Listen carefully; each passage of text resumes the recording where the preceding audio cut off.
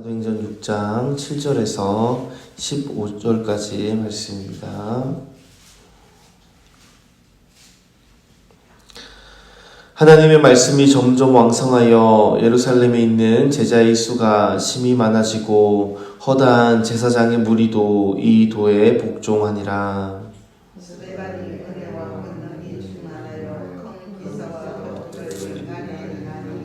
리보디노 구레데인, 알렉산드리아인, 길리기아와 아시아에서 온 사람들의 회당이라는 각 회당에서 어떤 자들이 일어나 스데반으로 더불어 변론할세.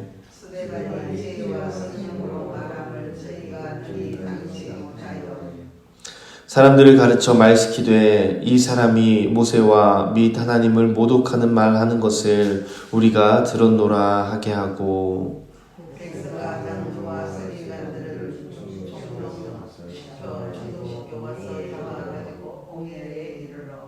거짓 증인들을 세우니 가로되 이 사람이 이 거룩한 곳과 율법을 거스려 말하기를 마지 아니하는도다.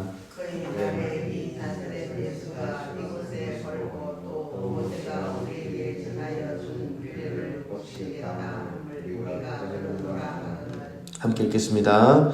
공회 중에 앉은 사람들이 다 스데반을 주목하여 보니 그 얼굴이 천사의 얼굴과 같더라. 아멘. 사도행전 29번째 시간입니다. 초대교회는 한창 성령이 충만하여 부흥하던 교회입니다. 특별히 사도들이 말씀에 전무하리라 라고 결정하고 난 이후부터는 또 말씀이 채워진 역사가 나타났습니다. 물론 그전에도 가르친 대로 행하기도 했지만 말씀이 채워지는 좀 특별한 부흥을 경험하게 됐습니다. 물론 이전의 부흥들도 특별했습니다. 그래서 유무상통, 이건 참 대단한 일이죠. 우리 오늘부터 한번 해볼까요? 라고 하면은 여러분 선뜻 이게 참 나서기가 한두 분이 나선다 할지라도요, 모든 성도들이 그렇게 하는 것은 쉽지 않습니다. 근데 이것이 성령으로 말미암아 되었다는 거죠. 그리고 성령으로 말미암아 사람들이 많이 모이기도 있고요. 그런 부흥도 있었지만 교제의 부흥도 있었습니다. 그냥 한두 번 많이 모였구나, 이 정도가 아니고요. 수적인 부흥도 놀라웠지만 이 모임이 계속됐다는 겁니다. 지속됐다는 게 또 놀랍습니다. 날마다 모이고 솔로몬 행각에서 또 어디서 성전에서 또 집에서 모임이 계속됐습니다. 심지어는 제사장의 무리들이, 대제사장의 무리들이 핍박하고 압박을 하는데도 불구하고 이 성도의 교제가 멈출 줄 몰랐습니다. 참 놀라운 은혜가, 부흥의 역사가 있었습니다. 그런데 한 가지 그동안 좀 부족한 게 있었다면은 바로 말씀이었다는 겁니다. 물론 이 설교를 듣고 사람들이 회개를 했고 또 말씀을 듣고 모이긴 했지만 하나님께서 정해놓으신 하나님께서 이 정도 그릇을 채워줘야 된다 라고 생각하신 거에는 미치지 못했습니다. 그러니까 수적으로도 부흥하고요, 관계적으로도 부흥 충만하고 믿음이 충만하지만 말씀이 아직 덜 채워진 상황이었습니다. 그때에 이제 하나님의 말씀이 점점 왕성하자 교회가 심히 많아지고 이제 커지기 시작했다는 겁니다. 만약에 사도들이 이제 헬라파 과부와 히브리파 과부의 일에 불평의 원망의 일에 원망의 일을 당했을 때요, 우리 잠깐 그러면은 공개하는 데를 좀 집중해 보자. 지금 교회에 생긴 거의 유일한 문제거든요. 이 문제를 우리 좀 해결해 보자 라고 했다면은 말씀이 차기까지 시간이 좀 필요했을 겁니다. 하나님이 원하시는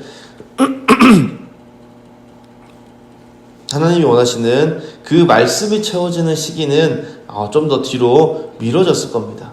그러면 어떻게 되냐면은 하나님께서 결국 이 교회와 성도들과 사도들을 열방으로 파송하는 이 사역이 뒤로 미뤄졌다는 겁니다.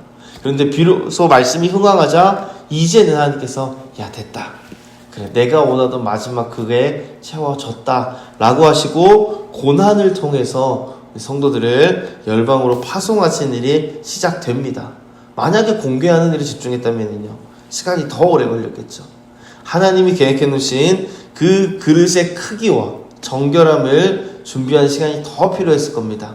그런데 때가 차서 이제 사도들이 말씀을 전무하자라고 하고 실제로 그렇게 할 때에 말씀의 그릇이 준비되니까요. 한 사람을 이제 들어 사용하시는 겁니다. 됐다 이제. 야 이제 말씀이 흥왕해서 왕성해서 이제 예루살렘에 하나님의 말씀이 내가 원하는 수준으로 채워졌다. 교회에 이제는 말씀이 제대로 세워졌다. 라고 생각하시고 그 다음에 이제 한 사람을 통해서 다음 일들을 진행하십니다. 오늘 본문에 나오는 스데반 집사님이죠. 하나님께서 이 스데반 집사님을 사용하실 때 원래도 성령이 충만하고 지혜가 있던 사람이었습니다. 처음에 집사님 세울 때 그랬는데, 자 여기서는 어떻게 시작되냐면은 스데반이 은혜와 권능이 충만하여 라고 말씀합니다. 하나님께서 사용하시기 위해서 스데반 집사님에게 허락하셨던 것이 은혜와 권능이 가득 차게 되는 것이다 라는 겁니다. 하나님 은혜가 막 쏟아 부어지는 겁니다.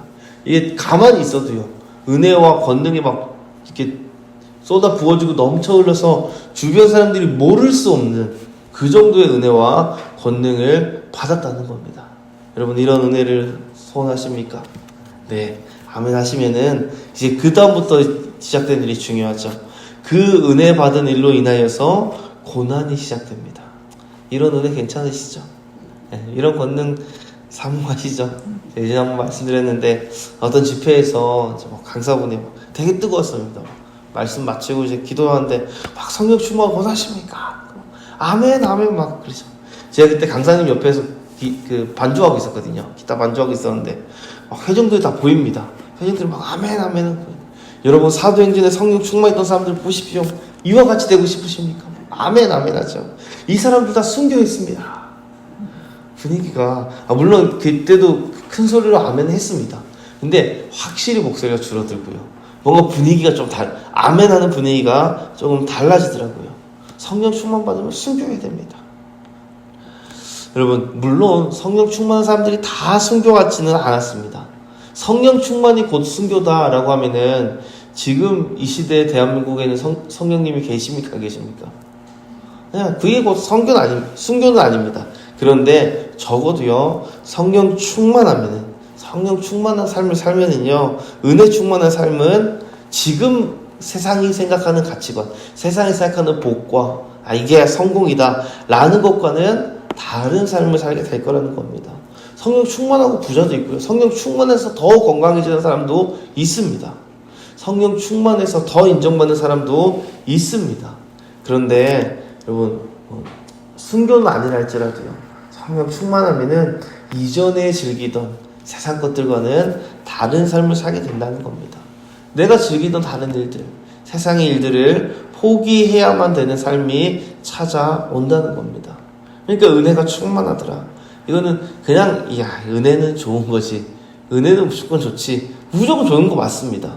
그런데 막상 우리가 닥쳤을 때 그럴 수 있겠냐라는 겁니다.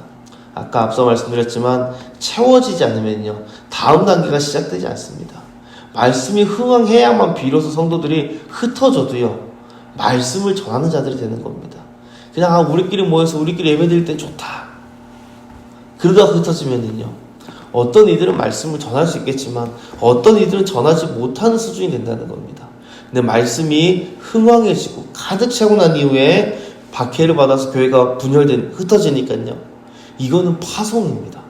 말씀을 이미 충만히 가지고 있던 사람들이 흩어지게 되는 겁니다. 그러니까 여러분, 은혜는 우리 가운데 다음 단계를 여는 문이 되는 겁니다. 채워져야 그 다음이 되는 겁니다. 그래서 스데반 집사님에게 은혜를 부어주신 겁니다. 그럼 다른 면으로 생각해보면은, 은혜 받기 전에는 우리가 하나님께서 우리에게 강력한 요구들을 하실까요? 안 하실까요? 안 하신다는 겁니다. 이게 두려우면은요, 하나님께서 은혜 주십니다. 근데 은혜를 안 주시고 막 내가 두려워하는 마음이 있다, 아직까지 나는 그 수준이 안 된다는 겁니다. 은혜를 받아야, 그래서 감당할 능력이 돼야만 그 다음 단계를 요구하시는 거죠. 그래서 수련회나 막 이런 데 가면 우스갯소리로 은혜 받을까 두렵다, 그런 얘기 목사님들 자주 이렇게, 모르겠지만 성도님들 앞에서는 또 좀 종종 하시긴 하시는데, 목사님들 사이에서 막 그런 이야기도 많이 합니다. 은혜 받을까 두렵다. 왜? 어떤 마음입니까? 은혜 받으면 하나님이 꿈에 나타나셔가지고 그래 은혜 받았지 무슬림권으로 섬겨 나가라. 지금 막 마음이 뜨겁고 은혜 받았으니까 막 어쩔 수 없이 아멘 해야 될 것 같고 순종하지 않으면 안 될 것 같고 평소 같으면 순종하지 않았을 텐데 순종해야 되네. 막 은혜를 막 세게 받으면 부산 쪽에 있을 때 주로 그래 은혜 시게 받으면 빡시게 받으면 막 전재산을 팔아서 나누고 막 초대교회 같이 나누라 이런 거 하실까봐 은혜 받을까 두렵습니다. 이런 이야기 우스갯소리로 종종 합니다. 근데 그런 거 하는 이유가 뭐냐면은 이 스데반 지사님을 보니까 은혜가 충만해서 그 다음 공유에 잡혀가게 되는 겁니다. 그러니까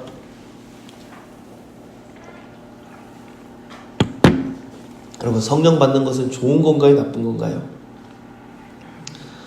믿음으로 좋다고 하시겠지만 성령 충만한 거는요 하나님의 일을 하는데 일을 악물고 억지로 눈물을 흘리면서 가는 걸음마다 눈물 자국 막 이런 생각이 있던데 십자가 지고 가는 막 그 고난 그렇게 상상하시면요 사실입니다.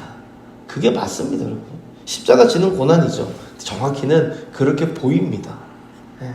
누군가의 성령이 충만해서요 고난의 길 가면은요 우리 눈에 그렇게 보입니다. 당사자가 아니라 옆에서 보는 우리에게는 야 참 고난 받는구나 라는 생각이 들 겁니다. 근데 실제로 그 걸음을 가는 사람들은요 그래 기쁨을 하죠. 성령의 은혜가 충만하고요 성령이 충만해서 우리가 어떤 일을 행할 때는요 그 안에는 기쁨이 있다는 겁니다. 오늘 찬양한 것처럼요 내가 매일 기쁘게 순례의 길이 뭐가 기쁘겠습니까? 순례의 길은 고난의 길인데요 행함은 주의 영이 나를 안보하며 주의 영이 나와 함께함이라 라는 거죠. 그래서 6장 15절에 보면은요 공회 중에 앉은 사람들이 다 스데반의 얼굴을 주목하여 보니 그 얼굴이 천사의 얼굴과 같았더라. 지난번에는 이걸 삼형제의 말씀으로 얼굴이라고 나눴고요 오늘은 그냥 문자 그대로 보겠습니다. 그렇게 얼굴이 좋아 보일 수 없다는 거죠. 그렇게 밝을 수밖에 없다는 겁니다. 5장 41절에요. 사도들은 그 이름을 위하여 능력받는 일에 합당한 자로 여기심을 기뻐하면서 공회 앞을 떠나니라. 사명 감당한 사람이 오는군요. 은혜 받아서 하나님의 뜻을 이루는 사람들의 감정이 이렇다는 겁니다. 기쁘다는 겁니다. 은혜 받으면 여러분 성령 충만하면은 고난의 길도 걸어가야 됩니다. 걸을 수밖에 없을 겁니다. 근데 그게 억지로 그게 아니라는 거죠. 믿는 사람답게 이 땅을 살아가면 얼마나 힘들겠습니까? 믿는 사람답게요 정직하게 사업하는 거예요. 정직하게 돈을 버는 거는 법을 전혀 어기지 않고 그러면 여러분 오히려 손해볼 겁니다. 우리가 옆에서 그런 사람 보면 대단하다. 근데 조금만 더 좀 지혜롭게 하지 라는 막 그런 좀 안타까워하기도 하고 그런 마음을 들 수도 있지만요 그게 그분에게는 안타까움이 아니라 기쁨이라는 거죠. 제가 예전에 CTM이라는 곳에 이제 잠깐 한 1년 정도 사역한 적이 있었는데 거기 이제 후원하는 선교사님 중에 중동 어디였던 것 같습니다. 저희 10년 넘어가지고 굉장히 열악한 곳에서 사역하는 선교사님이 뇌수술을 급하게 받아야 될 일이 생겼습니다. 그래서 그 현지에서 수술 받다가 뇌에 박테리아 감염이 와가지고 한국 들어와서 큰 수술했죠. 두개골을 도려내는 큰 수술했습니다. 그 머리가 이렇게 좀 이렇게 함몰되고 막 이런 상황이었는데 그분이 이제 좀 움직이실만 하니까 또 선교지 나간다는 거예요. 주변에서 막 말리죠. 제발 좀 쉬시라고. 아니 사명을 완전히 내려놓으라 그러면은 안 들으시니 되니까 저 1년만 6개월만 좀 회복하고 나가라고 막. 근데 그분은 거기에 내 사명이 있고 거기가 내 사역지고 내 영혼들이 있는데 가야 된다고요. 우리 그때 저는 실제로 뵙지 못했고 같이 이제 우리 선교팀에 소원하신 분이니까 기도 제목 나누고 이야기만 들었는데요. 얼마나 안타까운지요. 대단하지만 저렇게까지 하신 거 보면 마음이 안 좋습니다. 별로. 정말 저렇게 해야 되나 막 마음이 좀 답답하고 사명이 뭔지. 근데 지금 생각해보니까요 아마 그 말씀하실 때 그분 얼굴을 천사 같았을 겁니다. 그분의 마음이요 정말 이 사도들과 같이 기뻐하면서 공항을 나서셨을 것이라고 분명히 확신합니다. 은혜 받은 다음에요 우리 삶이 뒤집어질 만한 변화가 온다면은 그게 우리가 생각하는 긍정적인 것만은 아닐 수 있다라는 것 기억하셔야 됩니다. 그 변화가 반가운 지금 은혜 받기 전에 이런 변화 있으면 좋겠다. 상상하는 그런 것일 수도 있지만 여러분 막상 은혜 받고 나니까 이전과 전혀 다른 손해보는 박해당하는 일들이 일어날 수 있다는 거죠. 하지만 그 걸음을 걸어가면 반드시 부흥이고 영광이고 상급이 올 줄 믿습니다. 그러니까 여러분 이를 악물고 허리를 동여맵시다. 그거 아닙니다. 한 걸음만 딱 가보시면요. 주저되긴 하지만 한 걸음만 가보시면 성령께서 그 길을 기쁨으로 가게 하실 줄 믿습니다. 밖에서 볼 때는 모르지만요. 그 동행하는 사람은 성령으로 인한 그 기쁨을 누릴 겁니다. 순례의 길에 가면 주의 길이 나를 안보하며 좁은 길을 걸으며 항상 기뻐하는 것. 주의 영이 함께 함이라. 그래서 여러분 고난이든 영광이든 가난이든 부함이든 환경을 넘었어요. 성령님과 동행함으로 밤낮 걸어도 기뻐하는 이 기쁨을 다 누리시는 믿음의 삶을 함께 살아갑시다. 네, 기도드리겠습니다.